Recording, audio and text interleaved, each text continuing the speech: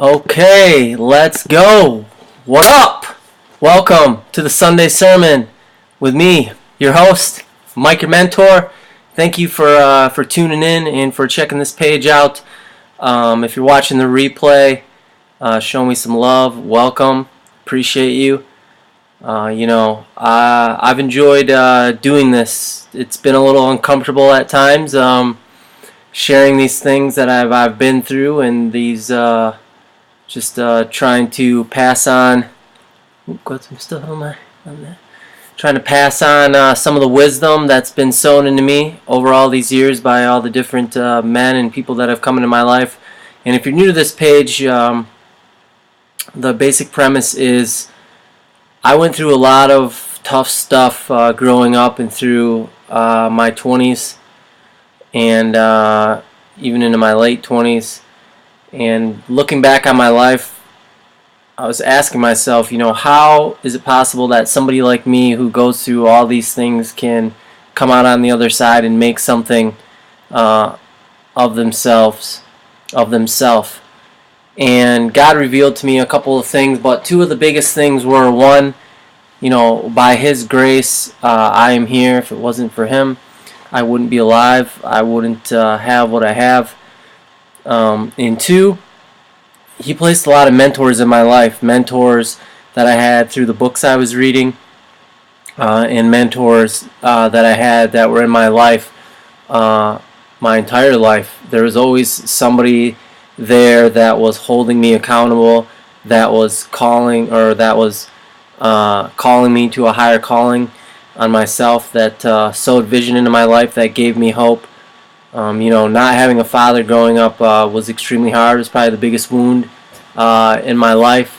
Just learning to deal with that and the rejection and the abandonment that comes from being in that situation.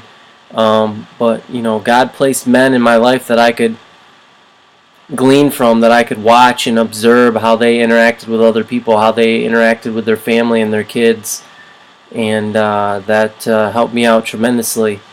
Because I didn't want to be anything like my father, and I learned that the easiest way to not be like my father was just to do the things that he didn't do, and that's kind of how I try to live today in my own life with my wife and my own kids. So there's a brief introduction. So the premise tonight, the Sunday sermon, this is where I just share something from my life or something that God has put on my heart.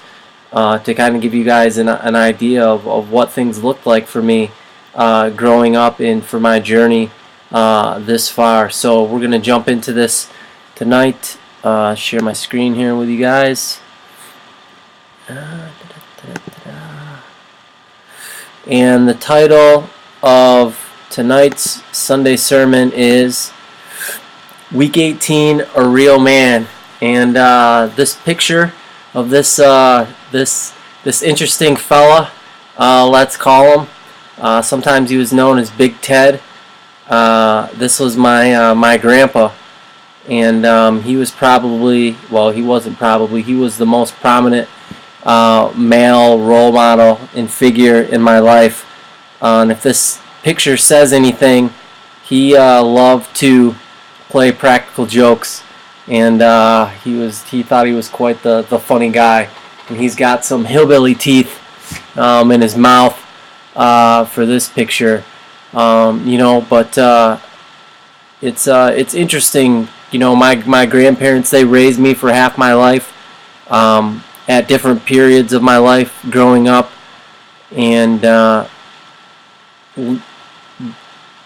it's interesting to see what happens in between two generations. Like, I was blessed that I had my grandparents in my life like I did, and just to see how they grew up in the values that they had and that they carried with them through life. And then I look at my mom's generation in their values on life, and then I look at my generation and our values on life, and then I look at my kids' generation and their values on life. And it's interesting to just watch this trend of values, towards family, towards fatherhood, towards womanhood. How they've changed quite drastically over these 4 generations that I've been able to watch and observe. And there was a lot of great things that came from my grandpa's generation. They were the generation that came out of the Great Depression, them and their parents, and they built this country back up to what it was, and they sacrificed a lot doing that. So, my grandpa, he played a big role in my life. And I was privileged just to be able to sit back and watch how his generation did things. And it's crazy to think of, right? Like, so I'm in finance and home lending, and I think of all the paperwork now that borrowers have to sign when you go to buy a home, right? Like, you sign, the closing package is like 100+ pages. You don't necessarily sign all those pages, but you usually sign a third or half of them. And my grandpa's generation growing up, there was none of that. Your word was your word. You did what you said. You closed deals on handshakes. There, in and out the bank. You didn't. There was no paperwork to sign. And it's crazy. My grandpa, told me a story about him. They needed to get a loan from the bank. Because my grandpa was a builder, and he was building a new development over in the town where we live, and $1 million loan back then, and it was all done on a handshake, right? Your word was your bond. That's what that generation lived by, and they held that value to be true. And if they said they were going to do something, they went ahead and did it. So. Gramps, he lived an interesting life. He grew up extremely poor. Him and his family. He came from a large family. I'm horrible at these types of details, so I'm sure my grandma will chime in here in the comments, or my wife, or even my mom. I think he was one of 12 kids. Maybe he had 8 brothers, but he was from a big family. They were extremely poor. They lived outside of a dump in the city that they lived in, and they didn't have much. And if my grandpa wanted to have anything extra, they would go to the dump and they would scavenge, and try to see what they could find. Baseball cards, sometimes cigarette butts, I guess, and clothes, all kinds of stuff. But that's what they did back then. You made do, and you used every little thing that you could get your hands on. And after growing up in high school, my grandpa enlisted in the Army, and he served, and he said those are some of the best years of his life. Even growing up when I was in high school and I was trying to figure out what I wanted to do. He didn't push me, but he would talk to me a lot about the Army and the military and the values that were instilled in him, with discipline and character, in respect, and in how that shaped his life. And when he got out of the Army, he went into working as I think he was a corrections officer at a prison. And he told me some pretty interesting stories about that aren't repeatable here for Facebook audiences, but some pretty crazy ones. Actually, I can share one that's appropriate. So he was taking this chain gang of prisoners right out of the prison to go out in this field to do some work, and he was one of the more, I guess, relaxed or friendlier guards, and he liked to try to build relationships with the guys. So they were out working, and then it was time to come back in, and he carried a shotgun, and there was some other guards there that were obviously armed, and it was time to go. So he was trying to round up all the guys, and there was this one last guy who was kind of like, he was slow to come, right? And so my grandpa kept calling his name, and I don't know, this guy was like maybe 20 yards away from my grandpa and where they were. This was open field, so this guy, if he wanted to, he could easily run. And my grandpa kept calling his name, and he wouldn't come. He just stood there and kept looking behind himself. And my grandpa thought that he was contemplating whether he should run or not. And then my grandpa was going to have to shoot this guy, right? So he kept calling his name and kept calling his name, and the guy wouldn't come. And finally, he gave him one last warning and said, something along the lines of, "Hey, I don't want to have to shoot you. Please just do what you're being told and come back."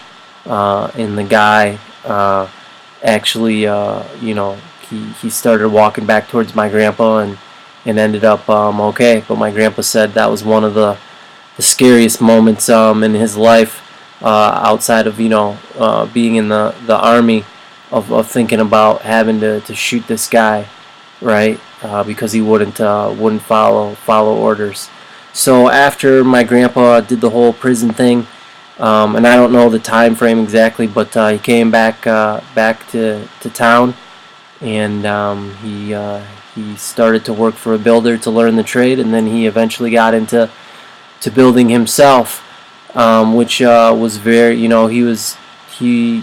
he had a great deal of success in that, and my grandpa wouldn't be the first person to tell you that he's the smartest guy out there, but he would definitely say he would put himself up there with anybody else in terms of his work ethic. And it was him, and he had a partner, Dave, who built this building company, and Dave ran the office. Dave was a very unique guy as well, extremely sharp, good with numbers, but he was paralyzed, I think, from a car accident. So he was in a wheelchair, but he ran the office, and he gave my grandpa pretty much the marching orders or the instructions for the day on what needed to get done, and my grandpa's job was to go out there and execute that and get it done. And one story that sticks out in my mind for my grandpa that he told me is so it goes back to the $1 million, right? So they were trying to develop this plot in town, and they built this spec house, and they had borrowed $1 million to get all this done, and the time to repay the money back was coming due. I think they had a week, and no one had bought any of the lots. No one had bought the spec house, and him and his partner were really starting to freak out. And my grandpa was, he was very rooted in his faith, and just praying to God, what am I going to do? How we're going to owe this money? Like, this is going to, bankrupt the business. What do we do? In the town that he lived in at the time, the town that I live in now, this was during the I want to say the 60s or 70s, maybe when my grandpa started this, but there was obviously a lot of racial tension and segregation, and all that stuff that played on in that time period. And it's interesting, right? Just the way things work out in life. So it was the last day, the day before the money was due, and they still hadn't sold anything. Or maybe it wasn't the day, maybe it was the week of, excuse me. I think there was a little bit more period there. But he ended up selling the spec house, right, to the first black family that moved to the area, which is pretty cool. And the guy loved it, and my grandpa sold it to him. And that was kind of what broke the dam right wide open. As soon as that family bought that spec home, all of a sudden all the other builders and other people wanted lots, and they ended up selling everything within a matter of days, and they were able to pay back the $1 million. And I think that's cool. I can't speak for my grandpa, we never really got into it, but for him to I want to imagine he was taking a risk at doing that, given the racial climate at that time, and for him to go ahead and do that, I think well, at least it said a lot to me. I could be off on that, but just knowing my grandpa's heart and how he really cared about people. He didn't care, what color they were or where they were from, and that was the cool thing about my grandpa, right? Like he was a consummate salesman, like without being a salesman. Like he could talk to anybody. He didn't care if you were a multimillionaire or if you were dirt poor. My grandpa treated you the same, and he talked to you the same. And he didn't change his opinion or what he thought for anybody. Especially as he got older and made it known more verbally what he thought about things, as many people do when they grow older. So that's a pretty cool story. And my grandpa, he this is a picture of me and my brother riding the old tractor with my grandpa, and this last property that they owned it, I want to say, for almost 40 years now, maybe more. But back when there was nothing, right? There was just a dirt road. I remember I used to ride my bike down this dirt road a long ways just to get to Grandpa's house, and just to see how much it's developed since then. But my grandpa, he loved to work with his hands. He loved to build. He loved to get in farm. He always had huge gardens where he'd grow corn and raspberries and strawberries and watermelon, all this stuff, you name it. So he would work all day and build the homes, and he'd come home and tend the garden at night. And I think it's interesting, right, because he was a walking example of a principle in life, and that is you reap what you sow. And he was always very diligent of sowing, not only seeds in his life, but seeds in other people's life. There were numerous times where I saw him help people who were in need and didn't have much. And I think my grandpa. The cool thing about my grandpa is he never lost touch of who he was and where he came from.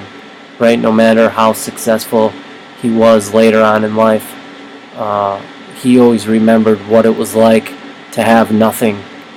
And I think that a lot of that has to do with the generation that they came out of, not having much. I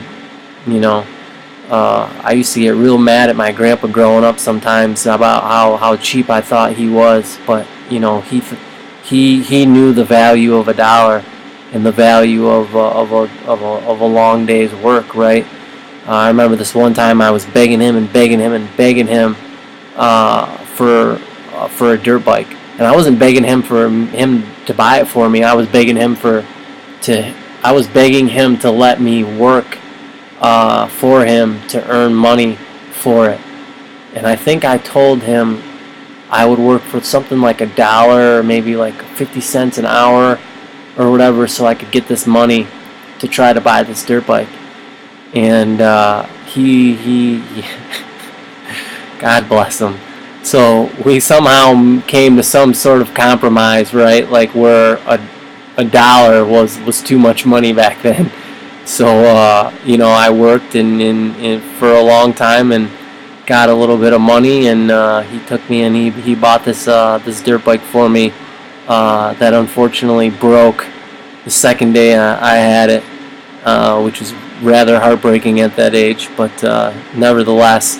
So my grandpa, he was a hard worker, and he liked to work with his hands, and he liked to stay busy. Even after he retired, he was always up at 8:30, and he was out in the barn doing something, working on a vehicle, or getting ready to cut the grass, or in his bobcat, just doing something, digging the hole, or tearing down trees. I mean, he couldn't sit still until nighttime came or supper time came, and then he'd eat and sit in his chair and watch some TV. So the crazy thing is, growing up, with my grandpa, as good of an example as he was at times. Excuse my language, but he could also be a real. I'll be gentle. He could also be a real bear, right? And he would let me know that. Uh, he told me this story one time. Um, Pertaining to uh, people, right? And it's interesting when you think about it. So his view on things is that there has to be someone in your life who isn't afraid to be the a-hole, right? They're not afraid to put their foot down and to piss people off by telling them the truth, right? He would always say, your real friends tell you what you need to hear, not what you want to hear. He would always tell me that, always. And my grandpa had no problem telling people what they needed to hear. And obviously a lot of that is rooted in opinion, that strong opinions that he had. But he didn't have a problem, taking that role on. And I think that when you don't have somebody in your life who's like that, right? Like, you grow into complacency. You take the road less traveled. You settle for less. And as hard as it is to hear those things sometimes, there's a lot of freedom and there's a lot of growth when someone isn't afraid to be brutally honest with you. And that was my grandpa. And at times I thought he was a jerk. You know, growing up, he didn't go to college. He was a hard worker, and he would say to me all the time, you're no ditch digger, so you better use that brain for something. And it was funny because we'd get into arguments, and I'd tell him, like, I could work just as hard as anybody else. I just don't want to dig ditches. Like, why? If you had a choice, why would you, right? Like, work smarter, not harder. But he didn't know anything else. I mean, that's the world that he came from, is just hard work, manual labor. And, growing up, I would be playing a lot of basketball. Like, that was my goal, right? Like, I wanted to make the high school team, and then I wanted to play in college, and then I wanted to try to play overseas. And sometimes he would give me a hard time about that, going and playing basketball all the time, and he'd be encouraging me to get a job and to work, which I did. But he just knew hard work, and he knew that the value of hard work and what it produced, and he sowed that seed in me. That's been with me to this day. With my work ethic, and he was that example. And during those teenage years, he really tried to sow into me, but I didn't pay too much attention. And the reason looking back on this, and the reason I didn't pay too much attention is because I was trying to do my own thing, right? I was trying to hang out with my friends. I was trying to play basketball and make that happen. And I really missed out on some key moments, some valuable time with my grandpa. That I actually got to see him sow into my brother's life, and I was a little bit jealous of that, but that was my own fault because I was chasing after other things. So what's really cool about me and my grandpa, as I wrap this up, is I was away for 5 years when me and Jody lived in Chicago, and I would see my grandpa every now and then when we come back to town, or once or twice him and my grandma came and visited us. But one of the first things I did when I moved back here is me and my grandpa, we established a weekly day where we would go grab lunch, and it would typically be at these little hole-in-the-wall places that he would find, and he would love, to go there and experience new food. And we shared that common bond. I mean, my grandpa was my grandpa was one of the main persons in my life who taught me how to cook. Besides my mom, and we'd be out in the barn and we'd be hanging out and cooking some different things, and coming back to town and getting to spend those days with him and make up for some of that time that I missed out as a teenager was really awesome. When I say all this to say is because you know, uh, Gramps is dead now, and he's gone, and I don't get to experience those times anymore. And those were awesome times, right? And I'm glad that I got to do a lot of that over the last 6 or 7 years. I think since we've been back from Chicago. I'm horrible with time, as if you can't tell. I mean, my days just all melt together. I'm just one thing right after another. But yeah, so here's a picture of Gramps. One of the last meals that we shared, at this barbecue place that we went to, and I told you my grandpa was the consummate salesman. Um, Everywhere we'd go, he'd have to meet the owners.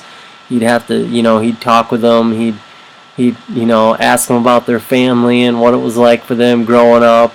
He was very curious, naturally curious, and that used to drive me nuts when I was younger.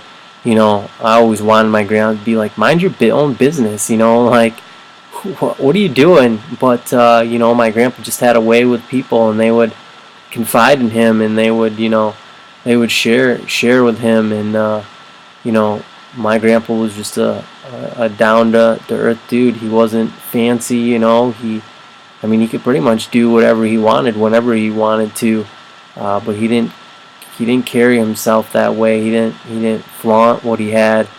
He'd much rather keep to himself and do his own thing, in somewhat isolation, even though he had a lot of friends. So yeah, in closing, right, my grandpa, there was some truths and some big seeds that were planted in my life from my grandpa. And the first one was, my grandpa would always say to me, are you a leader or a follower? Right? He would always pose that question to me every morning before school. Are you a leader or a follower? Are you a leader or a follower?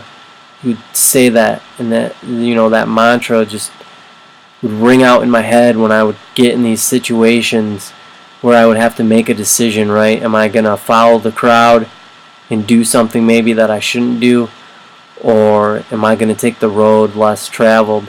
And that mantra would ring out in my head. Are you a leader, or are you a follower? And I'm grateful for my grandpa, all the times he drove me nuts asking me that. And he had a follow-up question to that. So he would ask me, are you a leader or a follower? And then I would roll my eyes, and I'd tell him, yeah, of course I'm a leader. And then he would always say, show me, don't tell me, right? And I can't tell you how profound that sentence has been in my life, especially growing up without a dad.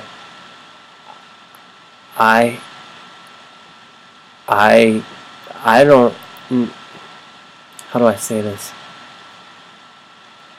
I give people the benefit of the doubt, but when you tell me something, you best believe I'm watching you like a hawk to see if you're just talk or you really do what you're gonna do, what you say you're gonna do, right? Like, I want to believe you that you're gonna follow through with what you say, but I'm gonna make you prove it.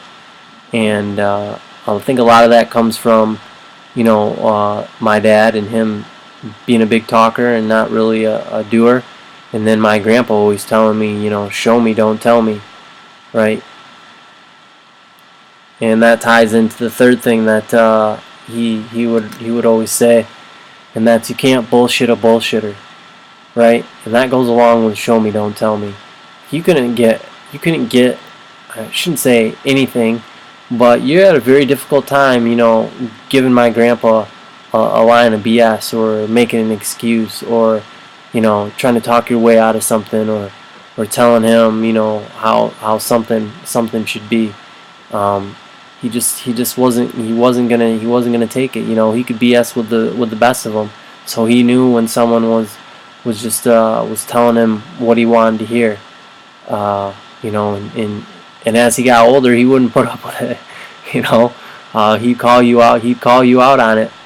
He didn't have no problem, holding your feet to the fire, and he held my feet to the fire numerous times. So I think there's one more. And that's he would always tell me too. You put God first in all you do, and you can't go wrong. And that's how he lived his life. He lived his life by these mottos, and he set that example for me. And it was a great example. And unfortunately, Gramps lived a great life. He outlived all of his brothers by numerous years, I believe. I believe all his brothers lived into their 50s and then passed away because of heart issues. And he lived into his 80s. And even up until the time that he went, we were in the hospital, and he was still cracking jokes to the nurse and trying to make light of the situation. And it's interesting, right, to see somebody grow old and to watch them think about their mortality. And my grandpa would always joke around and say, hey, if something happens to me, like, I don't want to be on life support. He's like, if something happens to me at the house or I get too old, then I'm losing it and I'm out of it. He'd always joke around and be like, push me down the stairs, make comments like that. So it was pretty cool to experience his final moments with him, literally at the hospital. And I can't speak for my other family members, but I really wasn't sad because one, I know where my grandpa's going, right? And two, I know I'm gonna see him again one day because I know where I'm going. And three, the coolest part of it for me was just to put my arms around him, hug him, and to whisper in his ears, for him to go home and stop trying to fight it, and everything would be all right. And moments later, he was gone. So that was quite the moment. And I know now that he's probably bumming around up in heaven, doing something with all the dogs and my brother and all the other people that he knew. But my grandpa was an amazing man. He had his faults as well. My grandpa was far from perfect, but he set a great example in my life of what a real man looked like, and it's an honor to be able to share that with you guys tonight, to just remember him, because wherever I go, he goes, because he's a part of me, and he sowed some big seeds in my life. So, if you connected with any of his mantras, right? Are you a leader or a follower? Show me, don't tell me. You can't BS a BSer. Put God first in all you do. I would encourage you, to not only live those out for yourself, but to share those with the people that you have influence over, whether it's your kids, whether it's boys sports team you coach,